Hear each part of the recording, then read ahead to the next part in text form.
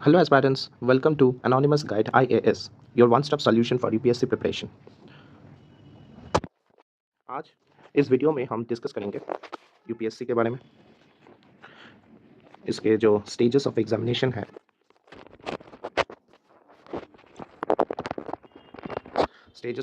है, उसके बारे में डिस्कस करेंगे, एग्जाम पैटर्न के बारे में डिस्कस करेंगे,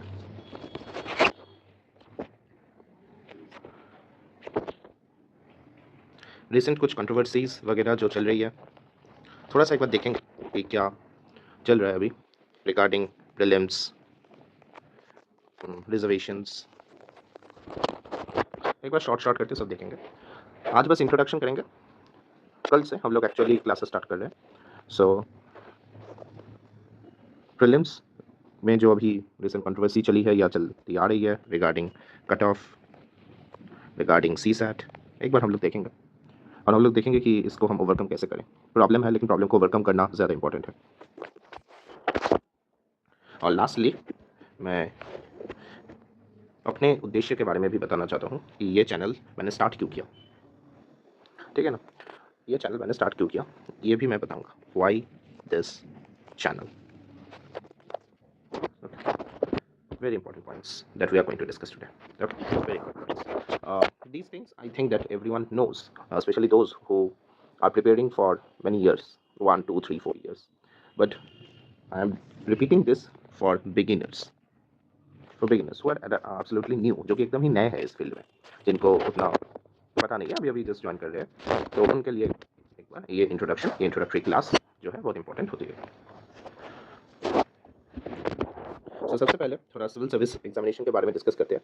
सिविल सर्विस एग्जामिनेशन जैसा आप सभी जानते हैं कि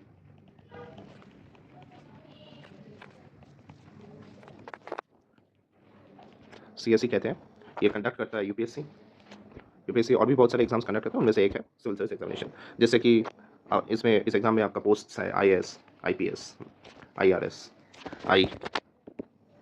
foreign service, IFS, forest service भी है, आईएफओएस, आईआरएस का भी दो है, आईटी और आईआरएस कस्टम्स,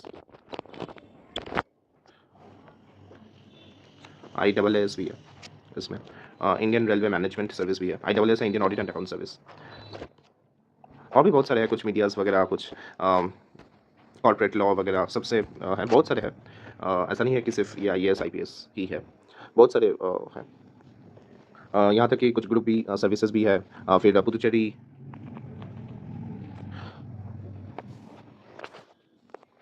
पुदुचेरी और जो यूटीज़ वगैरह है वहाँ के जो सिविल सर्विसेज हैं, सो और पुलिस सर्विसेज, तो उस सब में भी जो रिक्रूटमेंट है वो इसी एग्ज़ाम के तहत होती है, ठीक है। इन सभी जो पोस्ट्स हैं ये हम कभी कभी डिस्कस करेंगे, लेकिन आज नहीं, आज बस छोटा सा इंट्रोडक्टरी सेशन रखते हैं, बाद में कभी हम डिस्कस करेंगे कि क्या किस पोस्ट में क्या पावर्स है, क्या पर्क्स है, आपको इंटरेस्ट रहेगा नहीं रहेगा वो आपको फिर समझना पड़ेगा। आज इतना रखते हैं, ठीक है, बाद में कभी हम लोग डिस्कस करेंगे, ताकि एक बार जान लेने से भी अच्छा होता है कि आपको कौन सा सर्विस प्रेफरेंस जब आप देंगे तो उसमें भी अच्छा रहेगा कि आपको कौन सा सर्विस अच्छा लगता है, आपको कौन सा सर्विस नहीं अच्छा लगता है, तो वो थोड़ा सा डिस्कस कर लेने से ठीक चीज़ें ठीक रहेगी। अभी सबसे इंपॉर्टेंट चीज़ में आते हैं जो कि है एग्जाम पैटर्न, ठीक। तो एग्जाम पैटर्न एक बार देख लेते हैं, आप सभी को पता ही है, लेकिन एकदम जो बिगिनर्स वगैरह है उनके लिए एक बार डिस्कस कर लेते हैं। तो एग्जाम जो पैटर्न है आपको पता ही है कि एग्जाम के 3 स्टेजेस हैं, 3 stages of the exam, 3 stages of the exam. जो फर्स्ट स्टेज है पहले उसके बारे में बात करते हैं, बहुत सारे कंट्रोवर्सीज भी इसी के साथ जुड़ा हुआ है और उसको कहते हैं प्रीलिम्स स्टेज, प्रीलिम्स। सो प्रीलिम्स में आपके 2 पेपर रहते हैं, एक है जीएस पेपर 1, मेरिट आपका इसी में बनता है, और दूसरा है जीएस पेपर 2, ये सीसेट मतलब एप्टीट्यूड टेस्ट होता है, एप्टीट्यूड टेस्ट होता है, ठीक है। ये क्वालिफाइंग इन नेचर है, ये क्वालिफाइंग इन नेचर है, ठीक है। जीएस पेपर 1 में आपको 100 क्वेश्चंस मिलते हैं, प्रत्येक क्वेश्चन पे आपको प्लस, प्रत्येक क्वेश्चन का जो मार्क्स है वो है 2 marks, okay, 2 marks for each question, 2 marks for each question, okay, each question. अगर आप सही करते हैं, करेक्ट करते हैं तो आपको तो +2 मिलेंगे, अगर आप रॉन्ग करते हैं तो आपका 1/3 ऑफ द करेक्ट मार्क्स वो आपका कट जाएगा, मतलब 1/3 ऑफ 2, तो 2/3 मार्क्स माइनस हो जाएंगे, मतलब 0.667 कुछ ऐसा। ओके, या आप ऐसे भी समझ सकते हैं कि हर 3 for every 3 wrong answers 2 marks will be deducted. Okay, ये होता है। सो 200 मार्क्स का फिर टोटल पेपर हुआ, 200 मार्क्स ये है total paper. Okay, paper 1, paper 2 भी 200 मार्क्स का ही है। तो सी सेट में क्या होता है, करेक्ट होने पर आपको मिलेंगे 2.5 मार्क्स। ओके, और रॉन्ग होने पर आपको मिलेंगे माइनस कितना होगा, 1/3 ऑफ द करेक्ट, राइट। सो 2.5/3, सो जो करने से आता है 0.867, तो ये आपका नेगेटिव हो जाएगा। मतलब आप ऐसे भी समझ सकते हैं कि for every 3 wrong answers 2.5 marks will be deducted. 2.5 marks will be deducted. For every wrong answer, 2.5 marks will be deducted. Okay, so ये होता है जनरल ट्रेंड। तो टोटल मार्क्स जो हुआ इस पेपर का वो भी 200 ही है। तो आपको 80 क्वेश्चंस मिलेंगे यहाँ पर, 80 क्वेश्चंस मिलेंगे और ईच क्वेश्चन में 2.5 मार्क्स। ओके, यहाँ पर कितने 100 क्वेश्चंस और यहाँ पर 80 क्वेश्चंस। सीसैट जो है वो क्वालिफाइंग है, आपको 66.67 मार्क्स लाना है, ठीक है। 66.67 मार्क्स ये आपको लाना है, इससे आपका क्वालिफाई हो जाएगा ये पेपर में। अगर आप सीसैट क्वालिफाई नहीं करते हैं, आपको प्रीलिम्स में मान लीजिए 110 मिल गया, आपने कट ऑफ क्लियर कर लिया, लेकिन आपको सीसैट में 60 मिला, आप फेल कर गए सीसैट में, तो आपका ये कोई काम नहीं आएगा, ठीक है। सीसैट आपको पास करना ही है। सीसैट अगर आप फेल कर जाते हैं तो you are out of the race. Okay, तो सीसैट क्वालिफाई करना ही है।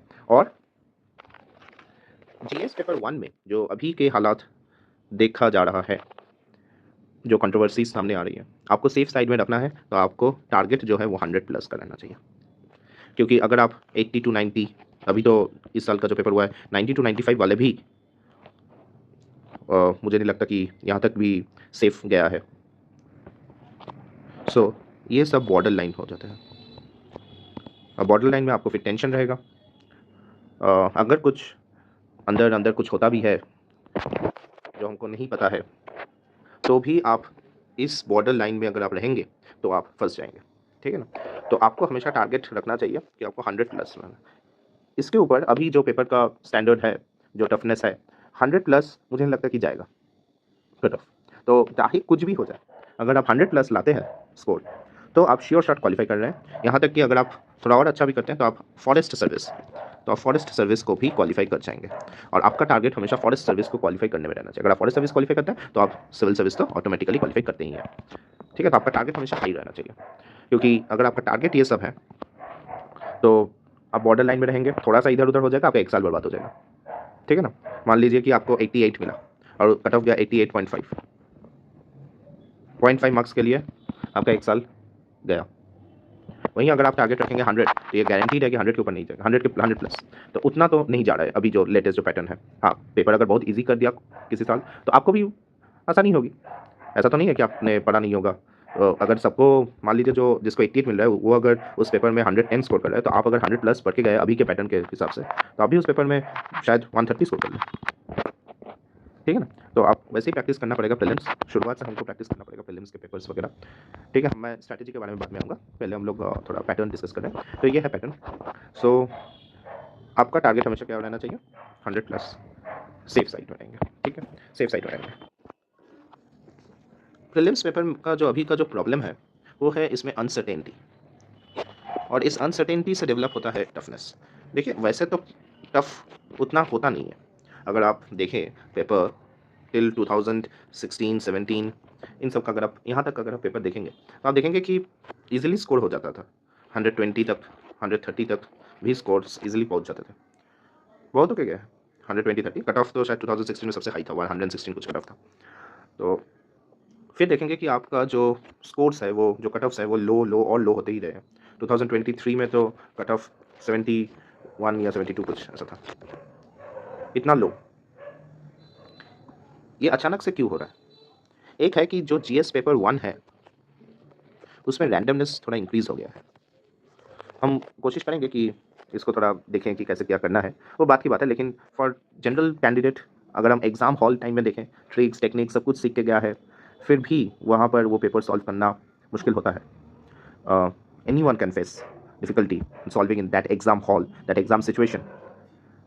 बहुत टफ होता है, सचमुच बहुत टफ होता है। ऐसा लगता है कि अगर हमारा ज़्यादा गलत हो गया तो, है ना? तो ये सब तो है रैंडमनेस, जैसे कि कुछ भी पूछ ले रहा है अभी एनवायरनमेंट में, आर्ट एंड कल्चर में।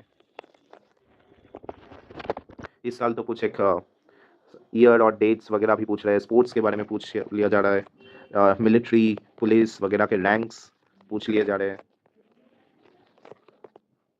जो कि पहले नहीं आते थे। ये सब तो पहले एकदम ही नहीं आता था। मतलब फैक्ट्स वगैरह बहुत ज़्यादा पूछ लिया जा रहा है ना? सो ये एक प्रॉब्लम है। हम लोग देखेंगे कि क्या कर सकते हैं इस सब चीज़ों में। और एनवायरनमेंट में भी कुछ एक नया ही स्पीशीज़, नया कुछ पूछ लेते हैं। प्रॉब्लम है, प्रॉब्लम है, लेकिन हम लोग इसके सॉल्यूशन के बारे में सोचेंगे, ठीक है? तो मेरा जो पूरा जो कोर्स होगा वो इन सब सॉल्यूशंस पे फोकस करेगा, क्योंकि पढ़ाने को तो कोई भी पढ़ा के चला जा सकता है। मेरा क्या है, मैं कंप्लीट कर दूंगा polity, history, geography, economics, art and culture, सबका, एनवायरनमेंट, साइंस एंड टेक। लेकिन इससे फ़ायदा क्या हो रहा है? फ़ायदा कुछ नहीं हो रहा है। बेसिक्स, जो एकदम बेसिक चीज़ें हैं, जैसे क्वेश्चंस कितने आ रहे हैं, 35, 40, इसमें भी ऑप्शंस बहुत सारे घुमा दे रहे हैं, ऑप्शंस में करंट अफेयर्स डाल दे रहे हैं, मतलब कुछ भी स्टैटिक, स्टैटिक में करंट अफेयर ऐड कर रहे हैं ऑप्शंस वगैरह में। आपको देख के लगेगा कि ये टॉपिक मैंने पढ़ा हुआ है, आपको देख के लगेगा कि ये तो स्टैटिक का है, लेकिन उसमें कुछ करंट अफेयर वगैरह कुछ भी डाल देते हैं। वो हम लोग देखेंगे, क्वेश्चन फ्रेमिंग पैटर्न्स वगैरह, ट्रिक्स, टेक्निक, सब कुछ हम सीखेंगे, सब कुछ सीखेंगे। लास्ट 30 ईयर्स, अराउंड 1990s से अभी तक का पूरा हम लोग प्रीलिम्स का PYQ करने वाले हैं, और उसमें हम सीखेंगे कि ये जो ट्रिक्स है, टेक्निक्स है, ये कैसे यूज़ किया जाता है, कैसे इसमें मास्टरी लाया जा सके। लेकिन जो सबसे पहले ज़रूरी है वो है नॉलेज। सबसे जो ज़रूरी है वो है नॉलेज, अंडरस्टैंडिंग, अंडरस्टैंडिंग, फिर आपका ट्रिक्स एंड टेक्निक्स, फिर आपका ये, और फिर इसके बाद जो सबसे इंपॉर्टेंट है वो है इन सब का एप्लीकेशन, वो है practice, practice and practice, practice and practice. ये अगर आप 4 चीज़ करेंगे तो ज़रूर आप प्रीलिम्स क्वालिफाई कर पाएंगे। प्रीलिम्स क्वालिफाई के लिए जो हमारा जो टारगेट है वो है 100+। PYQ के साथ हम लोग और भी प्रैक्टिस क्वेश्चंस करेंगे, प्रैक्टिस क्वेश्चंस करेंगे, ताकि ये जो प्रैक्टिस क्वेश्चंस है इससे आपका नॉलेज चेक होगा, इससे आपका नॉलेज चेक होगा। देखिए जो कोचिंग इंस्टीट्यूट्स वाले, जो कोचिंग इंस्टीट्यूट्स के जो टेस्ट सीरीज होते हैं प्रीलिम्स को लेकर, वैसा तो कुछ आएगा नहीं, मतलब वैसे टाइप का क्वेश्चंस आता नहीं है प्रीलिम्स में। लेकिन इससे आपका क्या होता है फिर, इससे आपका नॉलेज चेक होता है। बेसिकली नॉलेज ही चेक करने के लिए होता है, क्योंकि प्रीलिम्स का पेपर जो है वो बहुत अलग होता है। टेस्ट सीरीज से हम अपना नॉलेज चेक कर सकते हैं। खैर मैं तो प्रैक्टिस क्वेश्चंस कराऊंगा ही। आप क्या कर सकते हैं कि किसी भी कोचिंग इंस्टीट्यूट का एक टेस्ट सीरीज परचेज भी कर सकते हैं, या फिर वो जो जेरोक्स आता है ना, आप उसको भी खरीद सकते हैं, उसको लगाइए, ठीक है? 1-2 साल का लगाइए। मान लीजिए आप अगर बिगिनर है तो 2026 आपका एम है मान लीजिए, तो लगाइए 2024, 25 और 26 का, ये जो 3 साल का जो पेपर है ये लगाइए, ठीक है? इससे 2 चीज़ होगा। क्या? पहला तो कि आपको थोड़ा बहुत 2024 के जो करंट अफेयर है इसके बारे में थोड़ा बहुत जानकारी मिलेगा, 2025 के जो करंट अफेयर है इसके बारे में जानकारी मिलेगा, 2026 का तो मैं खुद ही कराने वाला हूँ, और 2024-25 का जो इंपॉर्टेंट है करंट अफेयर है वो भी मैं कराने वाला हूँ। लेकिन फिर भी थोड़ा बहुत जो डेप्थ में है करंट अफेयर, थोड़ा बहुत आपको समझने को और इंटरेस्ट भी आपको आएगा करंट अफेयर में। तो ये सब चीज़ें अगर आप करते हैं तो एक चीज़ क्या होगा कि जो यूपीएससी प्रीलिम्स में एक होता है ना कि बहुत 1-2 साल पीछे का पूछ लेते हैं, 2-3 साल पीछे का जो पूछ लेते हैं, ओके, 2-3 साल बैकवर्ड्स, 2-3 ईयर्स बैकवर्ड्स। अभी ये भी एक ट्रेंड चला है कि 1-2 क्वेश्चन ऐसे पूछ लेते हैं। तो हो सकता है कि आपका आपने कहीं से पढ़ा हो, कहीं पर एग्जाम हॉल में आपको थोड़ा सा क्रैक कर जाए वो, और आप वो सॉल्व कर लें। वैसे तो बहुत मुश्किल है कि इतना सब कुछ मटेरियल याद रखना, लेकिन हम लोग कोशिश करेंगे वो भी। तो ये 2-3 साल जो बैकवर्ड्स वाला है, ये सॉल्व करने पे क्या होता है कि ऑप्शंस आपके सामने रहते हैं, तो हो सकता है कि कहीं देखा हुआ, कहीं पढ़ा हुआ, कहीं सुना हुआ, अगर आपके दिमाग में बैक ऑफ द माइंड कुछ रहा तो हो सकता है कि आप सॉल्व कर जाए वो, ठीक है? तो ये एक पैटर्न हम लोग देखेंगे। बाकी तो प्रैक्टिस क्वेश्चंस मैं भी वैसे टाइप का करा दूंगा। बैकवर्ड्स का जो इंपॉर्टेंट करंट अफेयर्स वगैरह है वो भी हम लोग देख लेंगे, और कुछ कुछ जो है कि शुरू तो हुआ है 2-3 साल पहले, लेकिन अभी तक उसका इफेक्ट कंटिन्यू चल रहा है, तो वो भी हम देखेंगे। नेक्स्ट, सी सेट, बहुत ज़्यादा कंट्रोवर्सी वगैरह में रहता है सी सेट। ये सी सेट क्या है? एप्टीट्यूड टेस्ट है और ये ही कर मेजर प्रॉब्लम क्रिएट कर रहा है, क्योंकि इसका जो टफनेस है वो बहुत ज़्यादा इंक्रीज़ कर गया है। मतलब 2019-20 तक इसका टफनेस बहुत लो था, उतना प्रॉब्लम नहीं होता था। टफनेस जो था वो उससे आप आराम से कुछ टेस्ट सीरीज़ वगैरह लगा के आप क्वालिफाई कर सकते थे, यूआई क्विज़ लगा के और टेस्ट सीरीज़ लगा के क्वालिफाई किया जा सकता था। लेकिन अभी का जो पैटर्न है ये बहुत टफ हो गया, ये बहुत टफ हो गया। अगर आप अभी कोचिंग इंस्टीट्यूट के एडवर्टीजमेंट देखेंगे तो वो लोग अलग से सीसेट के भी कोर्सेज बेचना स्टार्ट कर दिए हैं। वैसे तो यूपीएससी कहती है कि वो जो कोचिंग इंस्टीट्यूट्स है उनको कम करना, उनके पावर को कम करना चाहता है, उनके दबदबे को कम करना चाहता है, लेकिन ऐसा हो नहीं रहा है, क्योंकि ये जो अभी जो डर है ना, फियर एस्पायरेंट्स के बीच में कि कुछ भी पूछ रहे हैं यूपीएससी, कुछ भी कहीं से भी रैंडमनेस कुछ भी कर रहा है प्रीलिम्स में इससे और ज़्यादा फियर बढ़ रहा है और ज़्यादा वो लोग कोर्सेज ले रहे हैं। और अगर आप अभी का जो कोचिंग इंस्टीट्यूट का एडवर्टीजमेंट भी देखेंगे वो भी उसी पे बेस्ड है कि यूपीएससी का अनसर्टेनिटी, अनप्रेडिक्टेबिलिटी को हम लोग प्रेडिक्टेबिलिटी में चेंज कर रहे हैं, अनसर्टेनिटी को सर्टेनिटी में चेंज कर देंगे। ऐसा हो नहीं सकता, ठीक है। यूपीएससी क्या पेपर बनाएगा वो खुद यूपीएससी ही जानता है। तो ये फियर को हमें कैंसिल आउट पहले ही करना पड़ेगा।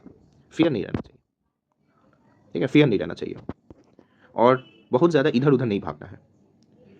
प्रीलिम्स के लिए बहुत ज़्यादा इधर उधर नहीं भागना है। जितना मैं कंटेंट प्रोवाइड करूँगा वो लगभग इनफ है। आपको इस कंटेंट पे मास्टरी करना पड़ेगा पहले। हर सब्जेक्ट में मैं इनफ कंटेंट प्रोवाइड कर दूंगा कि आप प्रीलिम्स तो क्वालिफाई कर जाए। जो हमारा जो टारगेट है 100+, ये टारगेट नहीं बोलना चाहिए, टारगेट है हमारा 100+। तो ये मैं मास्टरी करने के लिए इनफ कंटेंट प्रोवाइड कर दूंगा। हर सब्जेक्ट में जितना भी करंट अफेयर वगैरह इनफ कंटेंट होगा। ये अगर आप मास्टरी कर लिए हैं उसके बाद आप फ्री है कोई और कंटेंट देखने के लिए। और कंटेंट देखिए, कुछ प्रॉब्लम नहीं है, जितना नॉलेज बटोरा जा सकता है उतना ही अच्छा है, लेकिन उसके साथ इनफ प्रैक्टिस एंड रिविजन। अगर आप प्रैक्टिस प्लस रिविजन ये अगर आप नहीं करते तो आप बस यूपीएससी प्रिपरेशन नहीं कर रहे, आप बस मजाक कर रहे हैं। इसके अलावा इसके ना होने से, या अगर आप प्रैक्टिस और रिविजन नहीं करते, if you are not doing enough practice and revision, then I can say that UPSC is not for you. क्योंकि आपको कुछ याद ही नहीं रहेगा, आपको कुछ याद नहीं रहेगा। ये आप मान के चलिए कि आपको एक चीज़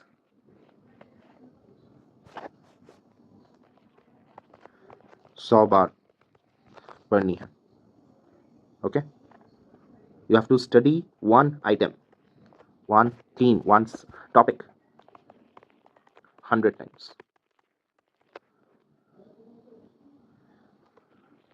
Rather than 100 topics one time, ठीक है ना। तो बहुत ज़्यादा अगर आप कंटेंट करेंगे तो क्या होगा कि आप रिवीजन नहीं कर पाएंगे, और विदाउट रिवीजन ये नहीं होने वाला, ये मैं गारंटी के साथ कह सकता हूँ।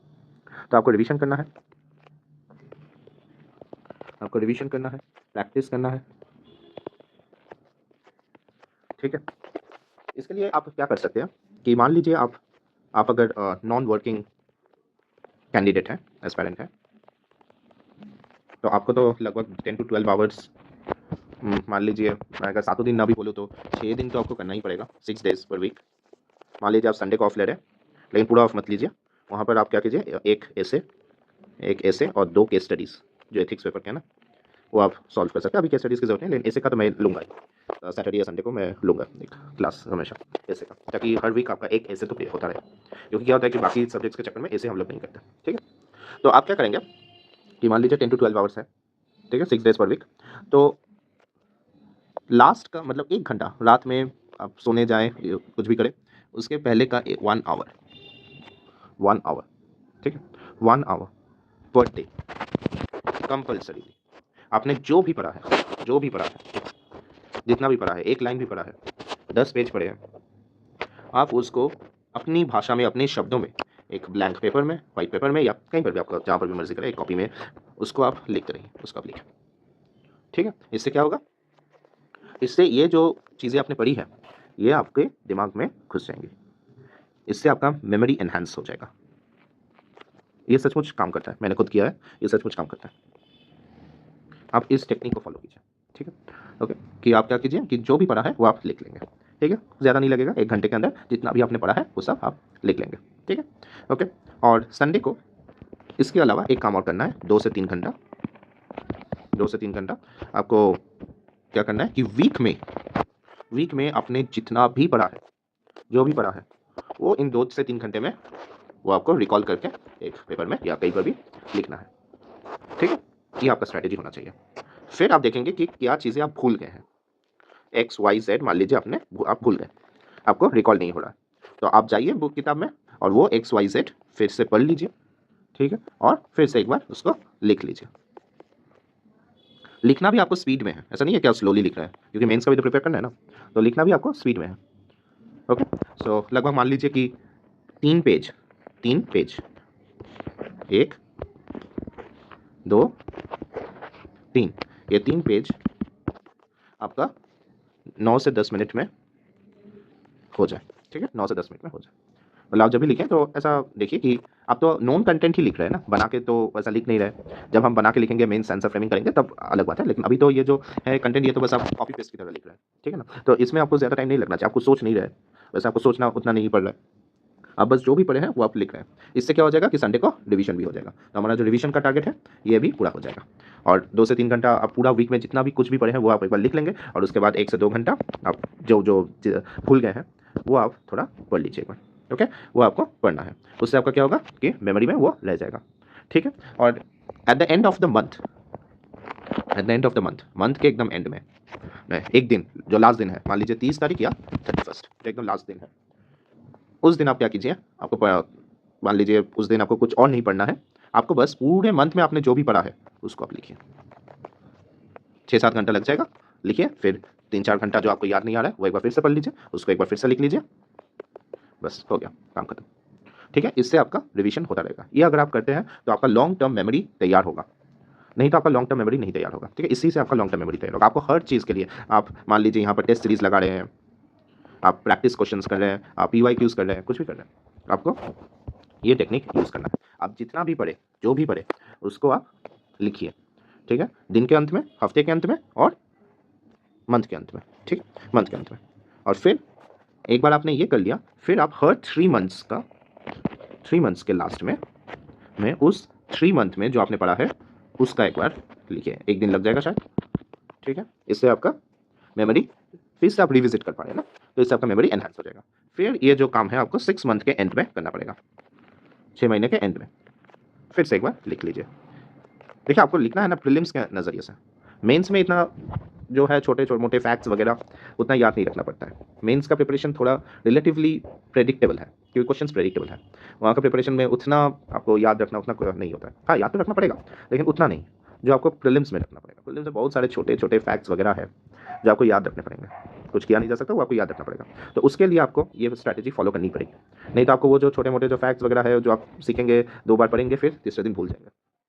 अगर आप ऐसा स्ट्रैटेजी फॉलो करेंगे तो आपको लॉन्ग टर्म याद रहेगा चीज़ें। और हो सकता है कि अगर आप थोड़ा बहुत भूल भी गए, लेकिन जब प्रीलिम्स पेपर में ऑप्शंस आएगा तो आप उस ऑप्शन से आप जो करेक्ट आंसर है उस तक आप पहुंच पाएंगे। ठीक, तो ये आप टेक्निक फॉलो कर सकते हैं। ये मेरे लिए तो बहुत काम किया है, हो सकता है कि आपके लिए भी कम काम कर जाए। ठीक है, सो ये आप फॉलो कर सकते हैं, अच्छा टेक्निक है ये।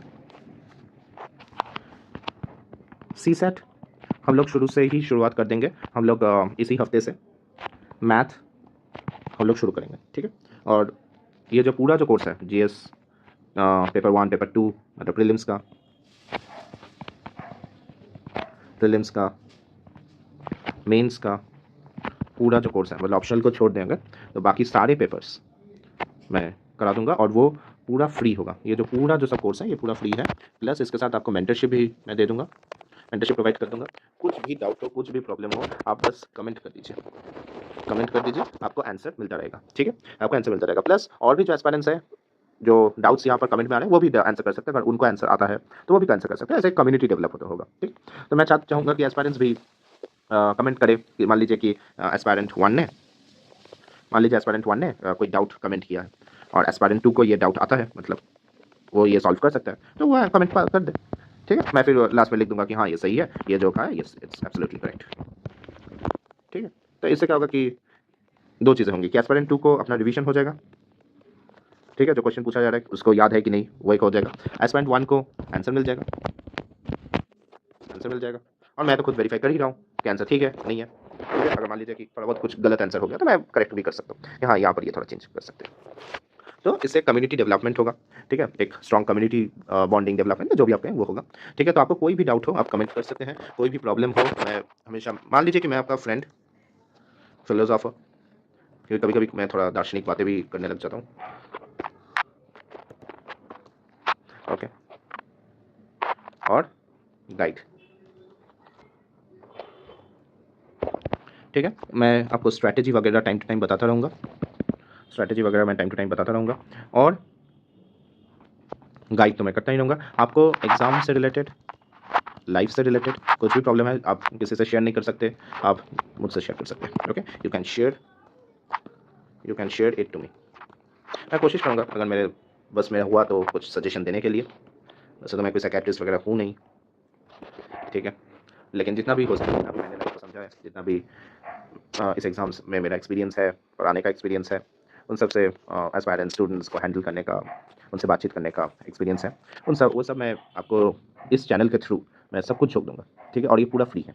फ्री मतलब देखिए यूट्यूब से तो मिलने वाला है जितना भी, अगर चैनल मोनेटाइज़ हुआ तो जो भी मिलेगा वो यूट्यूब का है, लेकिन आपके लिए तो पूरा फ्री है, ठीक है। तो आप एकदम देखिए कंटेंट, और लेकिन सिर्फ देखने से नहीं होता है ना, आपको प्रैक्टिस करना पड़ेगा, आपको बहुत ज़्यादा प्रैक्टिस करना पड़ेगा, ठीक है। So practice is must, practice is king, ये मान लीजिए।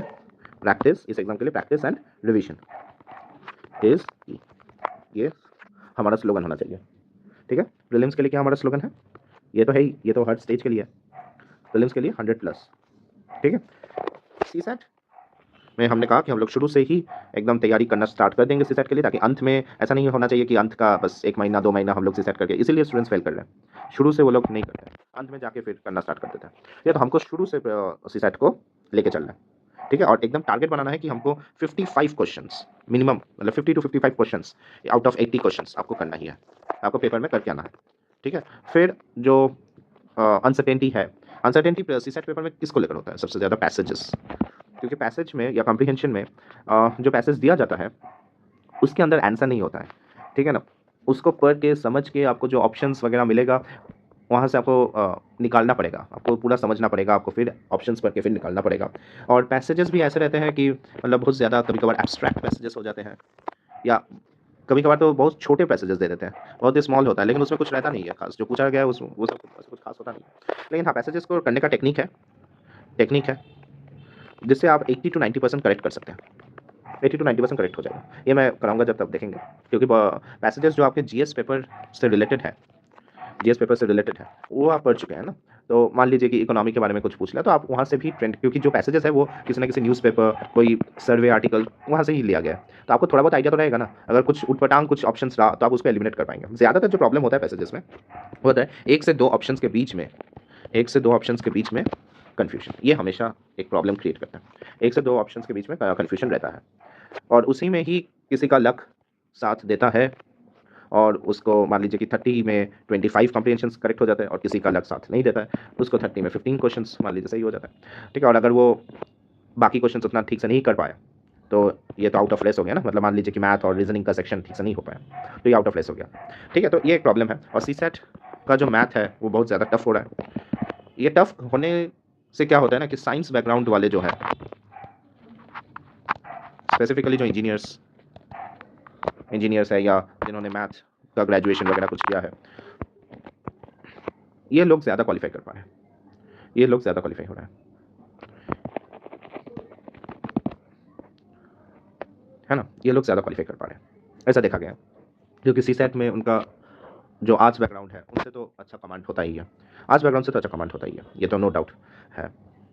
तो इसीलिए अब हमको क्या करना पड़ेगा, मान लीजिए कोई ह्यूमैनिटीज़ बैकग्राउंड से है और उसको उतना अच्छा मैथ नहीं आता, रीजनिंग नहीं आता, आप बस कॉम्प्रिहेंशन के दम पे आप सीसेट देने नहीं जा सकते, आपको यहाँ पर वर्क करना पड़ेगा। अभी टाइम है, आप वर्क कीजिए इसमें, ठीक है, इस पे आप वर्क कीजिए। तो ह्यूमैनिटीज़ में ये हो गया, मैथ रीजनिंग में आपको वर्क करना पड़ेगा, हम लोग मैथ से स्टार्ट ही कर रहे हैं तो आपको कोई प्रॉब्लम नहीं है, ठीक है। ओके, इससे एक प्रॉब्लम क्या होता है ना, अगर मैं थोड़ा बोलूँ कि एक तो इंजीनियर्स लोग ज़्यादा क्वालिफाई कर पा रहे हैं, और एक होता है कि जो ये रिजर्वेशंस होते हैं ना, इसमें मान लीजिए कि किसी विलेज में, किसी रिमोट विलेज में जो एससीज एसटीज वगैरह रहते हैं, ये लोग ज़्यादा सोशियो इकोनॉमिकली चैलेंज्ड हैं, ये तो हर कोई मानेगा। इससे ये लोग जो रिमोट विलेजेस में रहते हैं, वो जो एस सी वगैरह रहते हैं, वो ज़्यादा सोशियो इकोनॉमिकली चैलेंज है, ये तो हर कोई मानेगा, आप भी मानेंगे, हर कोई मानेगा। तो क्या ये जो सीसैट टफ बना रहे हैं, ये इन लोगों के पास वो साधन है कि वो अगर चाहे कि वो सिविल सर्विस एग्जामिनेशन देना चाहे तो क्या वो ये कर पाएंगे? क्या उनके पास इतना साधन है? वो तो शायद ह्यूमैनिटीज़ बैकग्राउंड से होंगे। देखिए, मैं इन जनरल बात कर रहा हूँ, कुछ तो एक्सेप्शन होंगे कि कुछ बहुत अच्छे साइंस बैकग्राउंड के या इंजीनियर या साइंटिस्ट या कुछ होंगे शायद, ठीक है? तो उनकी बात नहीं कर रहा हूँ मैं, लेकिन बहुत सारे ऐसे होंगे ना, एससीज एसटीज़, गरीब होंगे, उतना साधन नहीं है उनके पास। तो ये लोग अगर सिविल सर्विस एग्जामिनेशन का प्रिपरेशन स्टार्ट कर रहे हैं या देना चाहते हैं, अपने लाइफ को बेहतर करना चाहते हैं, एक अच्छा अपॉर्चुनिटी है ये सिविल सर्विस, तो ये लोग कैसे करेंगे? सीसैट हद से ज़्यादा अगर टफ हो गया तो इनके लिए बहुत ज़्यादा प्रॉब्लम होगा, बहुत ज़्यादा प्रॉब्लम हो जाता है। तो रिजर्वेशन फिर किनको मिलता है? रिजर्वेशन फिर किनको मिलता है? जो लोग थोड़े प्रिविलेज्ड बैकग्राउंड के हैं, प्रिविलेज्ड एससीज एसटीज़, इनको मिल जाता है। एक्चुअली मेन रिजर्वेशन का फ़ायदा ये लोग उठा रहे हैं। जितने भी रिजर्वेशन मिल भी रहे हैं, वो ज़्यादातर इनके पास भी चला जाता है। और इसीलिए हम लोग जो सोशल मीडिया है, हर जगह देखते हैं कि लोग कहते हैं कि प्रिविलेज वालों को मिल रहा है, प्रिविलेज वालों को मिल रहा है। ये रीज़न है कि हर हर गवर्नमेंट एग्जाम में चीज़ें टफ होती जा रही है, और चीज़ें टफ होती जा रही हैं तो इनके पास वो साधन नहीं है कि वो कंपटीशन में बने रहे, आगे बढ़े कंपटीशन में। वो लोग पहले ही लेफ्ट आउट हो जाते हैं, और जो जिन एससीज एसटीज़ को मिलता है वो लोग शायद थोड़े बहुत प्रिविलेज बैकग्राउंड से फिर बिलोंग करना स्टार्ट कर देते हैं। ये एक प्रॉब्लम है रिजर्वेशंस में, ये जो टफ बना रहे हैं इन सब का। तो मेरा जो एजेंडा है, अच्छा पहले हम सेकंड स्टेज के बारे में बात कर लेते हैं। सेकंड स्टेज जो है वो आपका मेंस है, आपको आप सभी को पता है मेंस है। तो मेंस में आपका जो फ्राइडे होता है, मतलब जिस दिन से आपका मेंस स्टार्ट होता है वो एक फ्राइडे होता है। तो फ्राइडे को आपका एसे पेपर रहेगा। सैटरडे को आपका जीएस पेपर 1 एंड 2 रहेगा, और संडे को आपका जीएस पेपर 3 एंड 4 रहेगा। ठीक है, फिर आपको एक हफ्ते का गैप मिलता है, लगभग एक हफ्ते का। फिर नेक्स्ट सैटरडे को आपका इंग्लिश कंपलसरी जो होता है, जिसमें आपको क्वालिफाई करना पड़ेगा, वो पेपर रहेगा, और एक लैंग्वेज पेपर, मान लीजिए आपका हिंदी है तो हिंदी पेपर, और संडे को ऑप्शनल पेपर 1 एंड 2। ठीक है, ऑप्शनल पेपर का 250 प्लस 250 होता है, टोटल 500 का ऑप्शनल पेपर रहेगा। जीएस पेपर 3 250, बाकी सब 250 का है। जीएस पेपर 4 250, जीएस पेपर 1 ये भी 250, जीएस पेपर 2 ये भी 250, ऐसे भी 250। हर जो एग्ज़ाम है वो आपका 3 घंटे का होता है, सारे पेपर्स, ऑल पेपर्स में जो आपको टाइम मिलता है ये 3 आवर्स का होता है। ठीक है, सो 3 आवर्स का। सो ऐसे पेपर में आपको 2 एसेज लिखने पड़ते हैं, 2 एसेज लिखने पड़ते हैं, और हर एक एसे में आपको लगभग 1200 वर्ड्स में लिखना पड़ता है। 125 मार्क्स का एक एसे होता है, तो आपको 2 एसे 250 मार्क्स का, और लगभग आपका 2400 वर्ड्स आपको लिखना पड़ेगा। ये फिर भी ठीक है। GS paper 1, GS paper 1, GS paper 2 and GS paper 3, तीनों का पैटर्न सेम ही होता है। पेपर को 2 सेक्शन में तोड़ा जाता है, section A and section B. Section A में आपका 10 क्वेश्चन रहेंगे, सेक्शन ए में 10 क्वेश्चन रहेंगे, और हर एक का मार्क्स जो है 10 मार्क्स ईच आपको रहेगा, और 150 वर्ड्स में आपको लिखना पड़ता है। आप सभी को पता ही है ये सब। और यहाँ पर भी 10 क्वेश्चन रहेंगे। ये जो है ये 15 मार्कर है, 15 मार्क्स ईच, और यहाँ का जो वर्ड्स है ये 250 वर्ड्स में होगा। ठीक है, और जीएस पेपर 4 थोड़ा अलग है। जीएस पेपर 4 ये भी सेक्शन ए और सेक्शन बी में रहेगा। सेक्शन ए में आपका 13 क्वेश्चंस, अभी का जो ट्रेंड है उसके हिसाब से 13 क्वेश्चंस, 130 मार्क्स का ये रहेगा।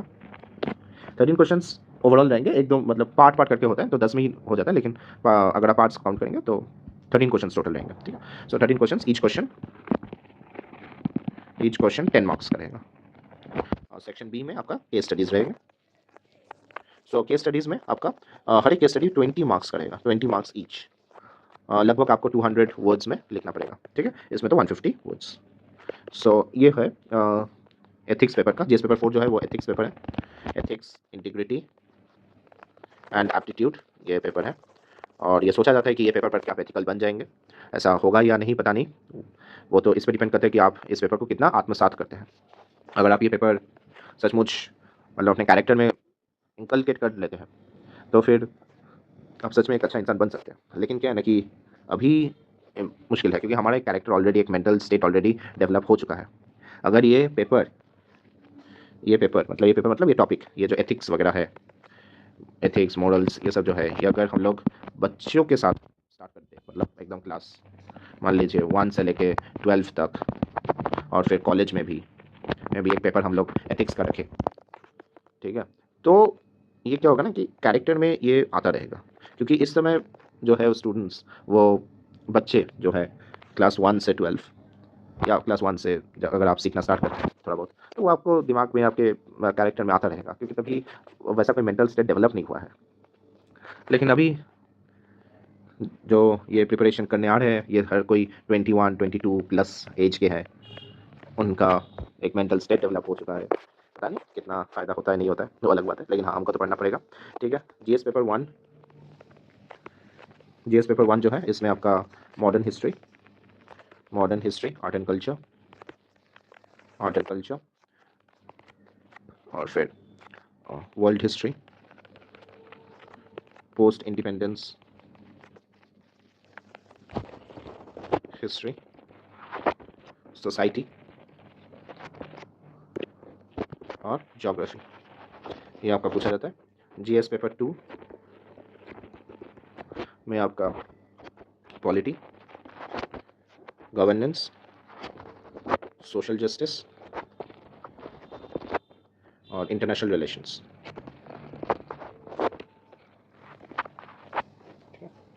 जीएस पेपर 3 में आपका इकोनॉमी, एग्रीकल्चर,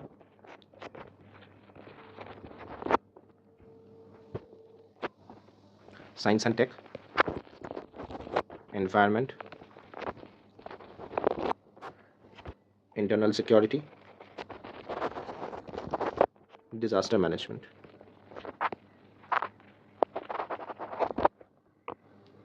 ठीक है, और इकोनॉमी में भी आपका एक पार्ट लैंड रिफॉर्म्स, या एग्रीकल्चर में बोल सकते हैं, जो भी फूड प्रोसेसिंग।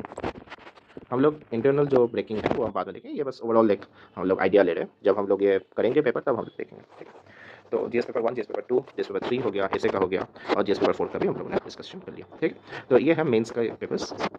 मेंस में आपको वही मैं आपको आंसर राइटिंग पूरा, मतलब कह सकते हैं कि हैंड होल्डिंग करके लिखाना, ये मेरा टारगेट है। और जब हम लोग प्रैक्टिस करना स्टार्ट करेंगे, तो हर रोज़ आपको 5 आंसर्स लिखने पड़ेंगे। कुछ भी क्वेश्चंस करेंगे और कुछ भी प्रैक्टिस क्वेश्चंस देंगे, और वो 5 क्वेश्चन लिखना पड़ेगा। ठीक है, पहले में लीजिए 5 क्वेश्चन 15 मिनट करके लीजिए। ठीक है, फिर धीरे धीरे ये 5 क्वेश्चन आपको 1 घंटे में लाना है, फिर ये 45 मिनट्स तक ये 5 क्वेश्चन हो जाना चाहिए। ठीक है, 5 क्वेश्चन लगभग हो जाना चाहिए। अगर ये 15 मार्कर है, तो 5 क्वेश्चन में आपका लगभग 40 टू 50 मिनट्स लगना चाहिए। और अगर ये 10 मार्कर है, तो आपका लगभग 30 टू 40 मिनट्स इसके अंदर हो जाना चाहिए। ठीक है, इससे ज़्यादा नहीं लिखना चाहिए। ओके, पहले क्या करना है कि आंसर राइटिंग में आपको बस कंटेंट लिखना है, और कुछ नहीं करना है। कोई आर्टिकुलेशन कुछ नहीं करना है। हमको पहले क्या करना है, पहले हमको कंटेंट फिल करना है। ठीक है, कोई भी एक क्वेश्चन आएगा, उसका हम कंटेंट, हम लोग के बाद में डिस्कस करेंगे स्ट्रैटेजी। पहले आपको बस कंटेंट फिल करना है, और देखेंगे कि हम ये कंटेंट लगभग कितने टाइम में कर पा रहे हैं कि नहीं। ठीक है, ये है फर्स्ट स्टेज। सेकेंड स्टेज है स्ट्रक्चरिंग। ठीक है, क्वेश्चन दिया रहेगा, तो फर्स्ट स्टेज क्या है, कंटेंट, कि आपके पास जो पूछा गया है, आप उसको समझ के जो कंटेंट मांगा गया है, आप वो कंटेंट डिलीवर कर पा रहे हैं कि नहीं। ये है first stage of answer writing. Second stage ये है, मान लीजिए ये है आपका। सेकंड स्टेज ये होगा कि आप स्ट्रक्चरिंग कर पा रहे हैं कि नहीं। ठीक है, तो हम लोग स्ट्रक्चरिंग पे ध्यान देंगे। स्ट्रक्चरिंग कि कैसे, क्या पॉइंट, क्या कुछ, क्या नहीं करना है, ये हम लोग स्ट्रक्चरिंग पे देंगे। ये है सेकंड स्टेज। थर्ड स्टेज क्या होता है, कंटेंट है हमारा मेन जो फाउंडेशन है। कंटेंट हमेशा फाउंडेशन ही रहेगा, कंटेंट के अलावा आप कुछ नहीं कर सकते। तो फाउंडेशन है, तो आप मान लीजिए एक बिल्डिंग बना रहे हैं, आपका आंसर एक बिल्डिंग है, तो आपने पहले फाउंडेशन बना लिया। ठीक है, आपने पहले फाउंडेशन बना लिया, उसके बाद आप क्या करेंगे, आपने पहले फाउंडेशन बना लिया। ठीक है, उसके बाद आप क्या करेंगे, आप इसके ऊपर स्ट्रक्चर बनाएंगे। तो इसके ऊपर स्ट्रक्चर्स बनाएंगे, आपको जो जितना बिल्डिंग का फ्लोर्स वगैरह चाहिए वो आप बनाएंगे। ठीक है, तो आपका फाउंडेशन पहले स्ट्रॉन्ग होना चाहिए, तो ये फाउंडेशन आपने पहले स्ट्रॉन्ग कर लिया फर्स्ट स्टेज में। फिर उसके बाद आपने स्ट्रक्चरिंग कर लिया, आपको बिल्डिंग का एक स्ट्रक्चर, एक मजबूत स्ट्रक्चर बनाना पड़ेगा ना, तो वो आपने कर लिया। थर्ड स्टेज में जो आर्टिकुलेशन वगैरह है, वो हम लोग, थर्ड स्टेज है आर्टिकुलेशन। यहाँ पर हम लोग देखेंगे कि फ्लो चार्ट्स, डायग्राम्स, मैप्स, ये सब कुछ हम लोग देखेंगे कि कैसे कैसे इंटीग्रेट किया जाएगा कोई भी आंसर में। जैसे कि मान लीजिए कि जीएस पेपर 1 का है, जीएस पेपर 1 में आपको टारगेट रखना है कि लगभग 20 क्वेश्चंस में आपको 15-16 क्वेश्चंस में आपको डायग्राम्स यूज़ करना ही है, मैप्स यूज़ करना ही है, ठीक है। एथिक्स पेपर में, केस स्टडीज़ में आपको फ्लो चार्ट्स यूज़ करना ही है, ठीक है। तो अगर आप ये सब कुछ कर लेते हैं तो मैं गारंटी के साथ कह सकता हूँ कि आपका 800 प्लस का हमारा हो जाएगा। अगर आप 800 प्लस मेंस में लाते हैं तो आपका सिलेक्शन पक्का है, मतलब इंटरव्यू में आपको जितना भी मिले आपका सिलेक्शन पक्का हो जाए। मान लीजिए इंटरव्यू में आपको 800 मिला और इंटरव्यू में आपको 140 मिला, तो आपका 940 हो रहा है, 940 कट ऑफ के ऊपर ही रहता है ज़्यादातर, ठीक है। आप रैंक में घुस जाएंगे, ठीक है, आप घुस तो जाएंगे अंदर। और लेकिन हमारा जो टारगेट होगा वो है 850 से 900 के बीच में, ठीक है। ऑप्शनल का अलग है, ऑप्शनल आपको खुद से करना पड़ेगा। तो मेरा ऑप्शनल तो ज्योग्राफी था, तो वो मैं बाद में देखूंगा अगर मैं क्लास ले पाया नहीं ले पाया, लेकिन बहुत सारे कंटेंट आपको मिल भी जाएंगे। लेकिन जो भी हो, तो 850 से 900 ये आपका टारगेट होना चाहिए। अगर ये आपने अचीव कर लिया, मान लीजिए आपने 850 भी पा लिया और उसके ऊपर आपको 140 सिर्फ मिला, 140 150 ऐसा कुछ मिला, फिर भी आपका कितना आ रहा है, 990 आ रहा है, 990 आ रहा है। आपको 850 के साथ 150 मिल गया, आपका 1000 आ गया, और 1000 आ गया तो आपको IAS हो गया, 1000 में IAS बन जाएंगे। अभी तक का जो कट ऑफ है IAS वगैरह के लिए 1000 तक IAS आपको मिल ही जाएगा, ठीक है। कोई भी रैंक हो सकता है कि जैसे पिछले साल से 992 IAS के लिए, तो जो भी रैंक मिले आपको, लेकिन आप IAS में शायद क्वालिफाई हो जाएंगे। तो ये आपका टारगेट होना चाहिए कि 850 तक आपको कुछ भी करके लाना पड़ेगा, क्योंकि अगर आपको 840 लाना है मिल गया तो यहाँ पर आपको ज़्यादा करना पड़ेगा, फिर 160, आपको यहाँ पर 830 मिल गया तो यहाँ पर आपको 170 तक लाना पड़ेगा। तो ये प्रॉब्लम्स हो जाएंगे, ठीक है। फिर आप इंटरव्यू स्टेज के ऊपर ज़्यादा डिपेंडेंट हो जाएंगे, और इंटरव्यू बहुत ज़्यादा सब्जेक्टिव होता है। किसी आपको लगेगा कि ये तो बहुत ही अच्छा कैंडिडेट है, इसको इंटरव्यू में इतना कम कैसे मिला, सचमुच वो इंसान बहुत अच्छा होता है, लेकिन इंटरव्यू पैनल के सामने पता नहीं कुछ ब्लंडर हो जाते हैं कभी कभार, टेंशन के मारे या कुछ भी, तो नहीं मिलता है, 140 में रह जाते हैं, ठीक है ना।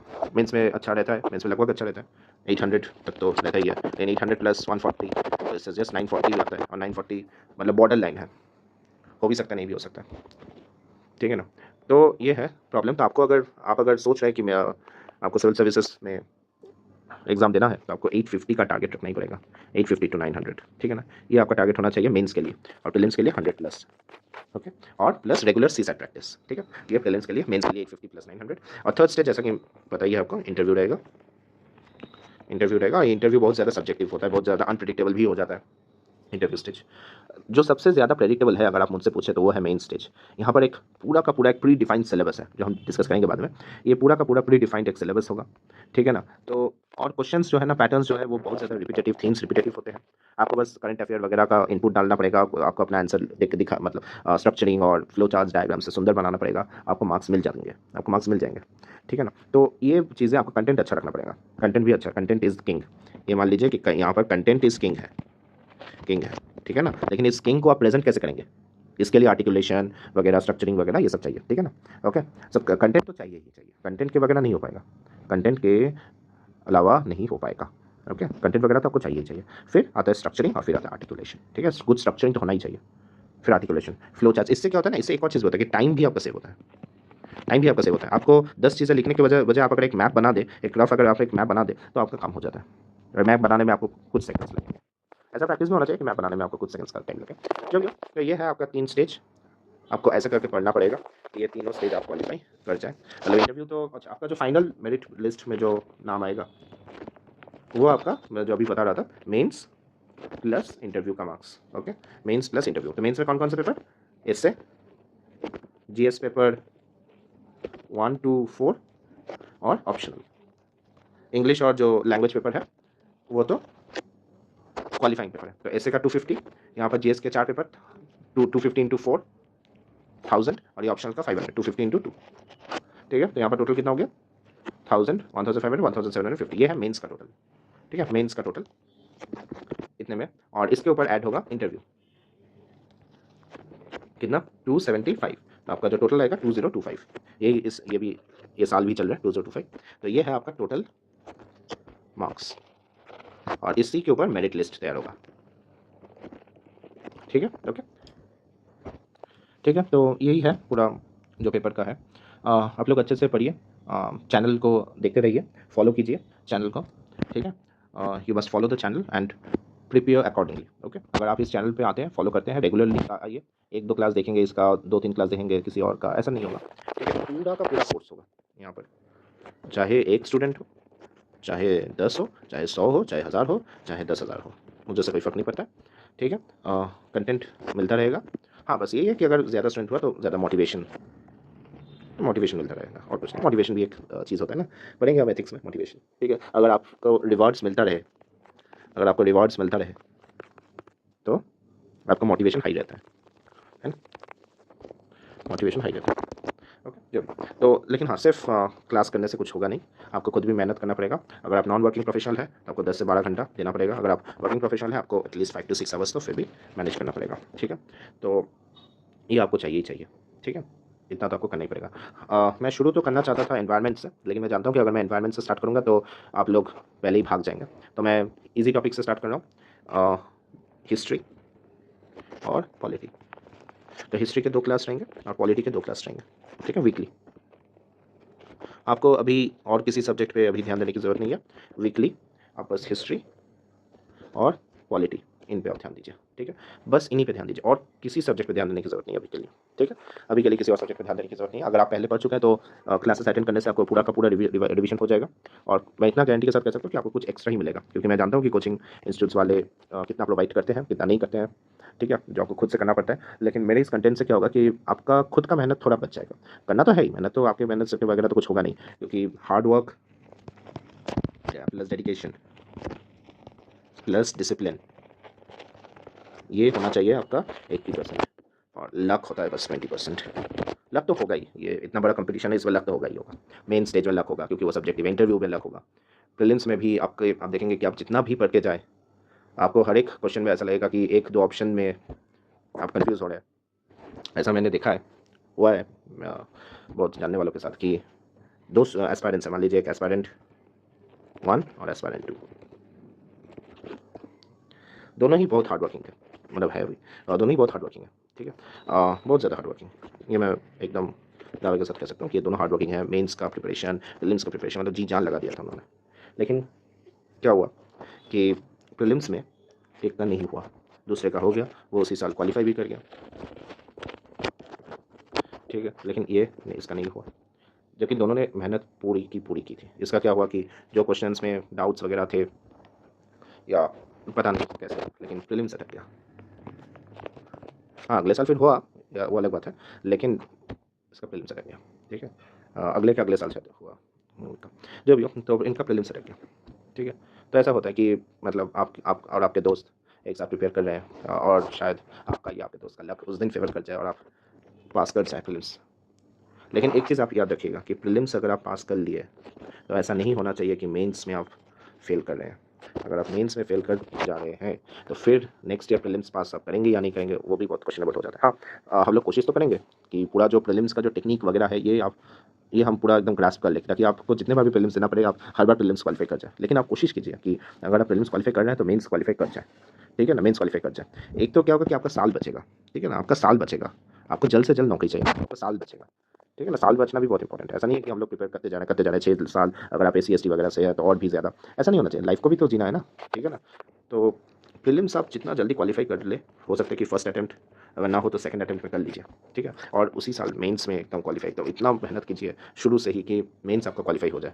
मेंस क्वालीफाई हो जाएगा तो आप ज़रूर इंटरव्यू तक पहुँच के आप सोचिए कि एकदम मतलब मेंस अगर आपको क्वालीफाई करना है तो ऐसा भी नहीं कि मतलब कम मार्क्स में 850 ऐसा मार्क्स में कर लीजिए, ठीक है ना। इतना प्रैक्टिस कीजिए, ठीक है। और मेंस के लिए भी हम लोग पूरा का पूरा जो practice sessions, answer writing sessions वगैरह सब कुछ करेंगे ताकि आपका पूरा का पूरा हो ही जाए, ठीक है ना। इतना ज़्यादा हम लोग प्रैक्टिस करेंगे कि आपका हो ही जाएगा। इसके अलावा अगर आप कुछ अपने से करना चाहते हैं तो एक टेस्ट सीरीज़, किसी भी कोचिंग इंस्टीट्यूट का जो अच्छा रिव्यू फीडबैक वगैरह देता है, विजन का भी ले सकते हैं, तो एक टेस्ट सीरीज़ आप ज्वाइन कर सकते हैं, ठीक है। तो एक टेस्ट सीरीज़ ले लीजिए, या फिर आप प्रीवियस ईयर के भी टेस्ट सीरीज़ ले सकते हैं। मान लीजिए 2026 का आप लोग टारगेट कर रहे हैं तो 2025 का या 2024 का, इन दोनों का आप जेरॉक्स ले लीजिए, और 2026 में प्रीलिम्स के बाद जो है वो 2026 का जो मेंस का जो है वो भी आपको मिल जाएगा जेरॉक्स 2026 में, तो तभी आप उसको भी प्रैक्टिस कीजिए, ठीक है। और हम लोग ये भी मतलब पूरा एकदम प्रीलिम्स के पहले ही बाई दिसंबर या जनवरी एंड तक हम लोग देखेंगे कि 20 क्वेश्चंस हम लोग इजीली 3 आवर्स में कंप्लीट कर पाए। मतलब इतना स्पीड है और इतना हमारा आर्टिकुलेशन है कि हम उसमें अच्छा मार्क्स स्कोर कर पाए। आप खुद ही देखेंगे कि हाँ, आप एक अच्छा आंसर लिख पा रहे हैं। इसके लिए हम टॉपर्स कॉपीज़ वगैरह सब कुछ का एनालिसिस करेंगे, ठीक है। सब कुछ एनालिसिस करेंगे, सब कुछ हम लोग पढ़ेंगे ताकि हमारा क्वालिफिकेशन, हम लोग मेंस में 850 अराउंड हम लोग पा सकें, ठीक है, 850 पा सकें, ठीक है। तो इसके अलावा 2 क्लास हमारा वीकली हिस्ट्री का रहेगा, 2 क्लास वीकली पॉलिटी का रहेगा, जिसमें हम लोग सब कुछ प्रीलिम्स मेंस सब कुछ हम लोग करेंगे, इंटीग्रेटेड वे में करेंगे। और ये इतना कंटेंट होगा कि आप अगर स्टेट पीसीएस भी दे रहे हैं ना, स्टेट पीसीएस भी दे रहे हैं, तो उसमें जो नेशनल लेवल का है, मतलब कुछ तो स्टेट लेवल का होगा वो अलग बात है, जो नेशनल लेवल का है, जो नॉर्मल इस कोर्स के अंदर हो जाता है, वो कवर अप हो जाएगा, वो कवर अप हो जाएगा। और मैं बाद में, अभी नहीं, बाद में मैं यूपीपीसीएस और बीपीएससी का भी कोर्स लाऊंगा, ठीक है। तो यूपीपीसीएस में जो पेपर 1 मेंस का बात करूँ मैं, पेपर 1 टू पेपर 4, ठीक है, GS paper 1 to GS paper 4, वो तो यहाँ यहीं से कवर अप हो जाएगा। जो यूपी स्पेशल पेपर्स है, पेपर 5 और पेपर 6, ये भी कवर हो जाएगा। और मैं हिंदी का भी करा दूंगा, ठीक है। सो यूपीपीसीएस का पूरा मैं ध्यान रखूंगा, और उसके साथ मैं बीपीएससी का भी करा दूंगा, ठीक है। तो इसका मैं अलग से, अगर आप लोग इसकी तैयारी कर रहे हैं तो वो मैं करा दूंगा। यूपीपीसीएस का हम लोग 2026 और बीपीएससी का भी 2026 को टारगेट कर रहे हैं, 2025 को नहीं, ठीक है। तो ये हो गया स्टेट पीसीएस का भी। तो स्टेट पीसीएस का भी मैं इसी चैनल पे कराता रहूँगा, जब जब टाइम मिलेगा। मतलब ये तो कॉमन है ना, तो ये तो आपको करना ही है, ये तो आपको करना है, तो अभी आप इसमें ध्यान दीजिए, ठीक है। अगर आप मान लीजिए आप देंगे भी यूपीपीसीएस, तो आपका बस ये 2 पेपर बचेगा, और ये 2 पेपर मैं कराऊंगा, ठीक है। हो सकता है अक्टूबर नवंबर के बाद से मैं शुरुआत करूँ, ठीक है, इन 2 पेपर, बट ये तो आपको करना ही है ना, तो ये आप करते रहिए अभी, ठीक है। तो ये हुआ स्टेट पीसीएस के बारे में। और सी सेट हम लोग एकदम स्टार्ट कर देंगे मैथ क्लास से। अभी के लिए हम लोग वीकली 1 क्लास लेंगे, वीकली 1 क्लास, और जनवरी के बाद अगर ऐसा महसूस हुआ तो वीकली 2 क्लासेस भी लिया जाएगा, ठीक है। तो सी सेट के में मैथ हो गया वीकली, और एसे का तो पता ही है आपको, हम लोग हर संडे को एक एसे करेंगे, ठीक है, ताकि आपका एसे भी प्रैक्टिस होता रहे। और मंथ के एंड में या बाई मंथली हम लोग करंट अफेयर्स का जो चल रहा है वो हम लोग एक बार कर लेंगे। ये करंट अफेयर आईएएस के लिए भी होगा, पीसीएस के लिए भी होगा, और एसएससी वगैरह, बैंकिंग वगैरह अगर आप दे रहे हैं तो उसके लिए भी हम लोग एक क्लास रख लेंगे, अगर आपका डिमांड रहा तो। नहीं तो ये वाला और ये वाला तो मैं करूँगा ही, ठीक है। हमारा मेन फोकस तो इसी पे है, लेकिन ये वाला भी हम लोग करेंगे, ठीक है। पीसीएस का जितना भी हुआ वो सब हम लोग करने की कोशिश करेंगे। पीसीएस में भी ज़्यादा फोकस हम लोग यूपीपीसीएस और बीपीएससी वगैरह में कर रखेंगे, ठीक है। और क्वेश्चन हम लोग हर जगह से प्रैक्टिस करेंगे, ठीक है। तो इतना में हो जाएगा, टेंशन मत लीजिए, ठीक है। इसके अलावा लाइफ में जितना भी आपको एंजॉय करना है कीजिए, लेकिन हर रोज़ 10 to 12 आवर्स आपको मेहनत करनी पड़ेगी, ठीक है। 10 to 12 आवर्स बस दीजिए, 1-2 साल दीजिए। अगर 1-2 साल इतना मेहनत कीजिए, फिर आपको अच्छे से आप अच्छी नौकरी आपको मिल जाएगी, ठीक है, एक अच्छी नौकरी मिल जाएगी। मैं ये नहीं कह रहा हूँ कि आपका लाइफ अच्छे से लीड हो पाएगा या नहीं हो पाएगा, वो बात की बात है, लेकिन हाँ, आपको एक अच्छी, powerful, respectable, highly valued in society ऐसी जॉब आपको मिल जाएगी, ठीक है। तो ये आप कर लीजिए, ठीक है। तो अभी के लिए बस इतना ही, ये आज का बस इंट्रोडक्टरी क्लास था। क्लास क्या, बस डिस्कशन कर रहे थे हम लोग कि क्या करना है, नहीं करना है, वगैरह वगैरह। आप लोग फॉलो कीजिए चैनल को, आप लोग देखते रहिए, आप लोग कुछ मौका दीजिए मुझे, 5-10 क्लास देखिए, आपको अच्छा ही लगेगा, ठीक है। So give me a chance for 5 to 10 class, आपको अच्छा लगेगा। नहीं लगा तो आप और भी कंटेंट है, आप कहीं से भी पढ़ सकते हैं, आपको पाना, आपका मिलना ज़रूरी है, ठीक है। आप मुझे जैसे पढ़िए या किसी और से पढ़िए, मुझे उससे कोई प्रॉब्लम नहीं है, लेकिन आपको मिलना ज़रूरी है, ठीक है। आपका जो ड्रीम है, आपका जो सपना है, वो साकार होना चाहिए। लेकिन अगर आप मुझसे पढ़ रहे हैं तो मैं फुल्ली डेडिकेटेडली आपके लिए मेहनत करता रहूँगा, ठीक है। आप बस ये कीजिए कि जो मैं पहले कह रहा था कि मोटिवेशन, उसके लिए कोशिश कीजिए कि जितना आप स्प्रेड कर पाएँ इस चैनल को, ताकि हम लोग ये टारगेट जो है यहाँ तक, इतने व्यूज़ या सब्सक्राइबर्स तक पहुँच पाए, ठीक। तो मैं तो कोशिश करने वाला हूँ, अगर आपके जान पहचान वालों को इसका लाभ मिले, आपको भी मिले, आपके जान पहचान वालों को भी मिले, तो उससे अच्छा ही रहेगा ना। कम्युनिटी जितना बढ़ेगा उतना ज़्यादा हेल्पफुल रहेगा, उतना ज़्यादा अच्छा रहेगा। तो ये आप एक बार एक टारगेट मार के चलिए, ठीक है। तो आपको इतना स्प्रेड करना है कि इतना तो होना चाहिए, ठीक है ना, इतने में मोटिवेशन अच्छा रहता है। बस इतना कि पर वीडियो में इतना व्यूज़ आ जाए, बस इसी से हो जाएगा, ठीक है। मैं ज़्यादा नहीं मांगता हूँ, इतना आप कोशिश कर ही सकते हैं।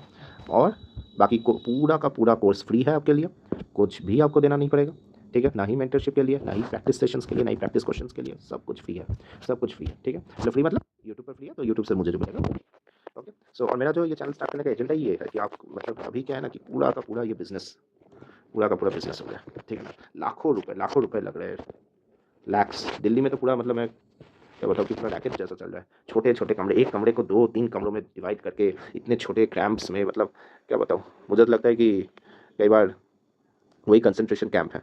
इतना छोटा-छोटा कमरा वगैरह, और एक-एक कमरे के लिए 10, 15, 20 हज़ार रुपए लिया जा रहा है। पूरा का पूरा एनवायरनमेंट घटिया, जो सुविधाएँ हैं वो घटिया, फूड घटिया, क्या बताएँ। और ऊपर से आपको वहाँ पर पे करना पड़ेगा, लाखों रुपए आपको कोर्सेज़ के लिए पे करना पड़ेगा। इतना थोड़ी होता है। एक, और ऊपर से आपको अलग-अलग कोर्स, जैसे कि एथिक्स का कोर्स, उसके लिए आपको 30,000, 40,000 ऐसा। एथिक्स प्लस ऐसे का कुछ कर देंगे, एथिक्स प्लस ऐसे, और इसके लिए आपको 40,000।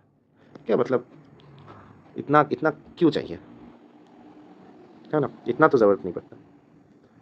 आपके पास 200 से 500 स्टूडेंट आप एक बैच में ले रहे हैं, इतना क्यों चाहिए? 500 का आप कीजिए 40,000, 500 इंटू 40,000।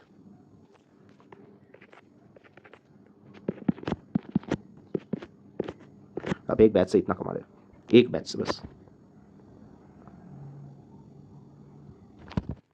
2 करोड़। आप लोग बड़े बड़े जगह एडवर्टीजमेंट दे रहे हैं, बड़े बड़े ब्रांड्स को हायर कर रहे हैं, वो सब पैसा किसके जेब से जा रहा है? एस्पायरेंट्स के जेब से जा रहा है। जो भी हो, जैसे भी हो, जो चल रहा है चल रहा है। मुझे वो सब देख के थोड़ा दुख लगता है, क्योंकि जो मतलब निडी है, जिसके कोई और साधन नहीं है, वो कहाँ जाए? क्या वो सपना देखना छोड़ दें? फिर तो हम ये नया टाइप का एक डिस्क्रिमिनेशन ला रहे हैं सोसाइटी में कि जिसके पास पैसा है वो अच्छे जगह से पढ़ पाए। एक तो उनकी पढ़ाई भी, जो गरीब है, कुछ गवर्नमेंट स्कूल में हुआ है, गवर्नमेंट स्कूल का जो फैसिलिटी है वो भी बहुत ख़राब ही है, आप लोग जानते ही हैं। जो भी हो, मुझे इन सबसे थोड़ा दुख लगता है। तो मैं अपने खुद के पर्सनली मैं जितना कर पाऊँ मैं करूँगा, मैं करने की कोशिश करूँगा इस चैनल के माध्यम से। आप लोग स्प्रेड कीजिए, उससे क्या होगा कि जो नीडी वगैरह है, और जो नीडी नहीं भी है वो भी सबको बेनिफिट मिलेगा। ठीक है ना? Okay, thank you, bye bye. मैं उम्मीद करूँगा कि 2026 आपका साल हो। Okay, let 2026 be yours. Okay, and we will crack UPSC civil service examination. We will become IAS officer. ये हमारा टारगेट है, हम लोग करेंगे ही करेंगे। बस ये आपको मान के चलेगा, हमको करना ही करना है। मन में विश्वास रखिए, हर रोज़ बोलते रहिए कि yes I will become an IAS officer. ठीक है? और उसके लिए बस बोलने से नहीं होगा, मेहनत भी करना पड़ेगा। तो टारगेट बना के मेहनत कीजिए। हम लोग जब क्लासेस करेंगे तभी हम लोग टारगेट सेट करके करके चलेंगे। स्ट्रैटेजीज वगैरह सब कुछ चलेगा। ठीक है? 1-1.5 घंटे का क्लास रहेगा हर रोज़। आपको उसी दिन वो चीज़ पढ़ लेनी है, उसी दिन वो चीज़ आपको याद कर लेनी है। पूरा मतलब ऐसे एक्यूमुलेट करके मत रहिएगा। ठीक है? पढ़ते रहिएगा। जिस दिन का काम है उसी दिन आपको खत्म कर लेना है। ठीक है? ओके, सो बाय। आप सभी को बाय, मिलते हैं अगले क्लास में। Thank you.